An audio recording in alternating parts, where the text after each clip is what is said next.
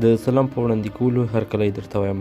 له خبر د شریک کېدنه مخکې زموږ چینل سبسکرایب او خواته یې د بیل علامه هم ووهئ. پاکستان کې له 10,000 ډېرې دیني مدرسې فعالیت کوي او په یادو مدرسو کې تر 500,000 زده کوونکي زده کړې کوي.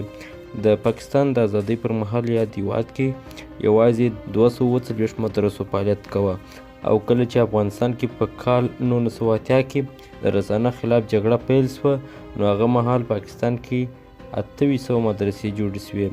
دا مهال پاکستان له 10,000 ډېرې مدرسې فعالیت کوي او د پوځ ویان په وینا شاوخوا 100 مدرسې داسې دي کوم چې سخت دریځه خبرې کوي. بل خوا پاکستان کې 20 میلیونه کسان له زده کړې بې برخې دي. د پاکستان د پوځ د ویان په خبره د اسلامي ګوندونو او مذهبي چارواکو غبرګونونه راپارولي دي.